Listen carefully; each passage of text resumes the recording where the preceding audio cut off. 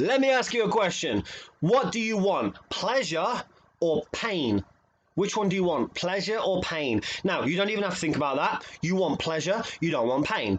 Now, here's the problem with most adults. We are running a program that was installed into us when we were between the ages of 2 and 7. And if you experienced pleasure from doing, saying, or being a certain thing when you're a child, then you're more likely to do, say, and be that thing when you're an adult.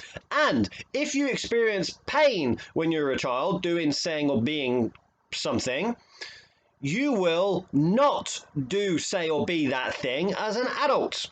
And you're like, yeah, Matt, I kind of get that. So what's your point? Now, if you're on the internet searching for answers, or if you're watching this video, there's a good chance you are not living true to you. You're not living your highest purpose and highest calling. You're not living a life you love. You're not in a relationship that you're absolutely down for and you absolutely love. You might not have the body that you want. You might not have the finances that you really, really want. You might not have the job, the career, the business that you really, really want. You might not be... Basically, you're not where you want to be. And you can't work out why. Now, if your highest calling is to be a international singer, yet, as a child... You started singing while Dad was watching the boxing or the news, and he told you to shut up because he's watching some TV for a minute. Trauma! That's what happens. You're like, oh, when I sing, I get pain. I don't get love. I don't get pleasure. So I'm not going to sing anymore.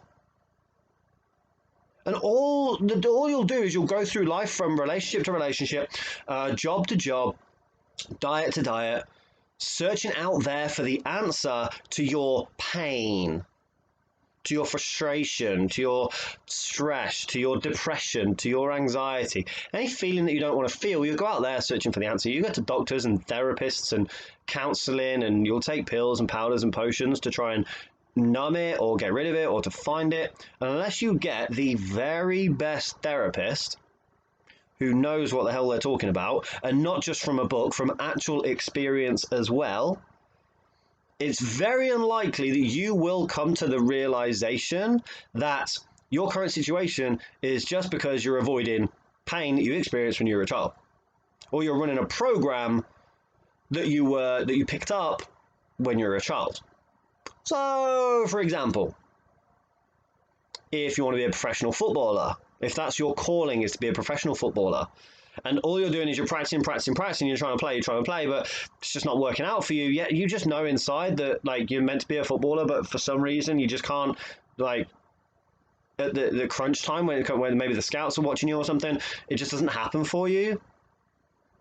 There's a good chance between the ages of 2 and 7 when you're kicking around with your dad or parent or somebody, they went, you're terrible at that. Throwaway comment. Ah, that's terrible. You shouldn't be a footballer. That's terrible. Trauma.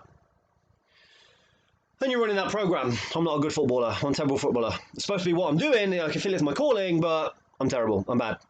So unless you extract that and put a new program in, never work out for you. Same as relationships. It could be that you're a good-looking kid, and you might have heard like one of your mum's friends say, oh, he's going to be a little heartbreaker when he's older. And then when you're older, all you experience is heartbreak.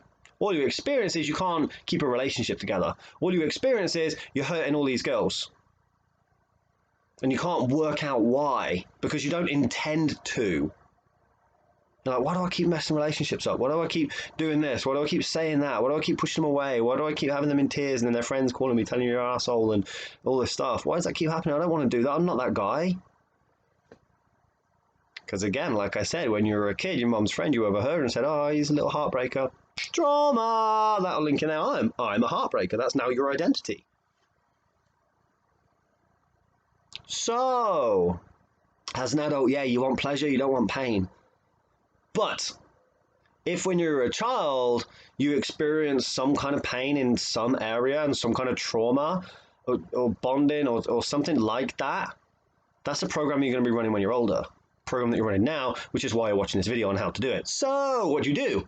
Awareness precedes change. You look at your patterns that are going on in your life. You look at where you're not getting the results that you want, whether it's relationships, whether it's money, whether it's health, whether it's whatever it is. Look at that area of your life where you're not getting the results that you want. Then you get to close your eyes and go, right, where's the first time? This is the best exercise I know of this, by the way. When was the first, and it's much better if you do it with a therapist or coach or someone or counselor or someone who knows what they're actually doing, right?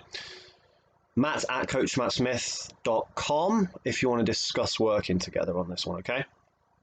So you basically close your eyes, you breathe, bit of meditation, relaxing, and you go, right, show me the first time this was a thing for me. Take me back to the first time where trauma was put in, where I was hypnotized, where I picked up the belief that I'm no good in this area, or I can't do this, or this isn't meant for me, or where was the first time I picked up this perceived block that I'm experiencing now to do with this situation? And you'll be shown that. And you'll be shown the scene, you'll be shown the scenario, you'll be shown the people, you'll be shown the circumstance, and then it's your job to write a new story in there, to pick up a new belief, to drop the old one, to leave it there, to forgive the person that said that thing at that time. Let's say you're a little girl singing and dad goes, oh, just shut up for a bit. Just doing this. You can't sing at this time. You can't sing now. You get to look back and go, Dad just really wanted to watch it. It doesn't mean that I'm a bad singer and I can't sing. It's just Dad was really like, he was programmed and he thinks it's important to watch the news and stuff. Doesn't mean that I can't sing. So Dad, I'm going to forgive you for placing that belief onto me, and I'm going to forgive me for picking it up, that I can't sing, not allowed to sing, not good enough to sing. I'm going to leave that situation there. I'm going to remove all the bonds and the ties to that situation. I'm going to say thank you for allowing me to have that experience, that what other people say and do has nothing to do with me whatsoever. They have their own little experience, they're on their own little journey. I'm no longer 5. I'm no longer dancing around in the lounge. Oh, Dad, I love you so much for who you are. You didn't know any better at the time. I now release you from it. And I actually can sing, and I'm allowed to sing, and I'm the world's best singer. And now I'm free to sing because I've learned the lesson that people are going to say things and going to do things, but that doesn't affect and impact my ability to sing. I can still choose to sing, and I'm a great singer. And then, boom, you're upgraded, and you just take maybe a day or two to integrate that. And that's the process. That's literally it. Whether it's money that you're struggling with, money. Take me back to the first time that I remember where I picked a belief that I've got a block around money, or I'm no good with money. Money isn't any good to me, and money is evil, or no matter what I do, I can't keep money, or there's not enough to go around. Show me the first time that I had this belief that gives me this block now about money, and you'll be taken all the way back, all the way back. And you might have been given some pocket money, and a parent might have said, oh, don't spend it all at once, because once it's gone, it's gone. And you have this belief like, oh my God, as soon as I spend it, it's gone. And there's no more. Once it's gone, there's no more. Oh my God, I've got to hold on to the money that I've got, so I can't invest it in things. I've got to hold on to it. And if I do happen to spend it or a bill comes up, there's no more. Because once it's gone, it's gone. And then you can go back to the time and go, oh, Mom, she was trying to get me to be like careful with my money, make sure I spent it in the right place. She didn't realise I was going to pick up the belief that there's not enough to go around and there's not more where that came from. She didn't realise that she was putting that. So, Mom, oh my goodness, okay. I'm sorry for blaming you for that. I didn't mean to blame you for that. Thank you very, very much. Like, can you forgive me for picking that up and blaming you all the way through my life? And you'll say, yeah. And you go, I forgive you for giving me that belief, and I forgive myself for picking it up, and I now release that belief. And thank you very much for teaching me that I get to be careful with where I spend my money rather than just like blowing it everywhere, because then it's not a good behavior to have. So I've got to be careful. I've got to think about where I'm putting my money. Oh my God, Mom, I love you. Thank you very much for giving me this experience that now I know as a fully functioning adult that there is more to go around, because we live in an abundant universe, and there's more where that came from. So it's not that once it's gone, it's gone. It's that once it's gone, I get to be a space for even more to come in, but I am going to be careful about where I spend it and where I put it. I'm going to be logical about it. And then, boom, situation's gone, you've done the work, and it takes a couple of days to upgrade your system like it does when you're downloading any kind of new software anywhere. And then you just move forwards again. You go, right, okay, and then you see wherever any blocks up. And that is the work. Again, I highly recommend you reach out to either a coach, counselor, therapist, healer that can actually do that one-on-one work with you. That's very, very generic. That was very, very, very, very quick. You may have got some value from that already, but again, you want to bring in a professional to do that work with you, just so you don't screw up your system and put the wrong beliefs in, the wrong patterns, and remove the wrong things again, because I'd hate that to happen to anybody. I'm making this video pretty much for the people that want the information but maybe can't afford to reach out right now to a therapist, counselor, or healer, but they really need the information. They need to make an upgrade, and they need to make a change. I do always recommend that you seek out a professional or someone who at least knows what they're doing and has done the work themselves. I would definitely suggest that. If you've got a therapist or a counselor that's got the degrees and the books and they've been in school, but they've never really done any work themselves, and they've never really, like, I remember hiring a counselor once who was like massively overweight. I didn't see their picture when I was hiring her, and she's massively overweight.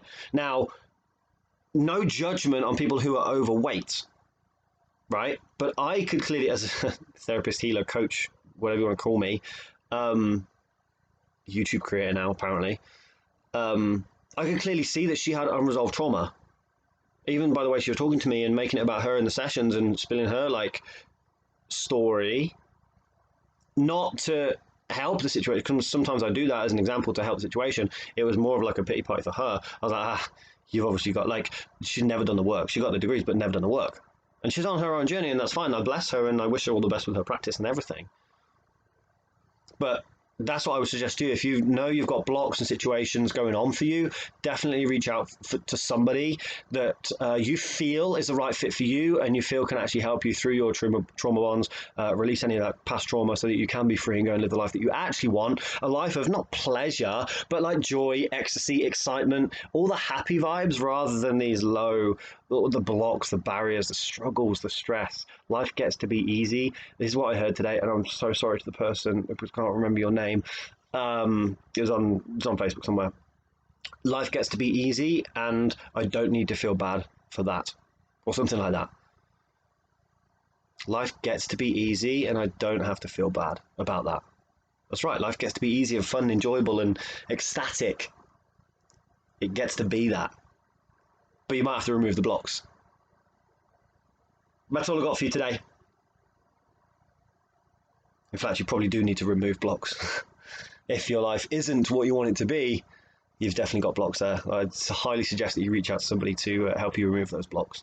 It's very easy for the people that know what they're doing, by the way. It's very easy to extract the old blocks, find out what they are, very quickly extract them, and then put in new programs to help you just have the life that you want as a byproduct of who you're being and the program you're running, not what you're going out there and doing. That's all I got for you today. Thank you very much for watching.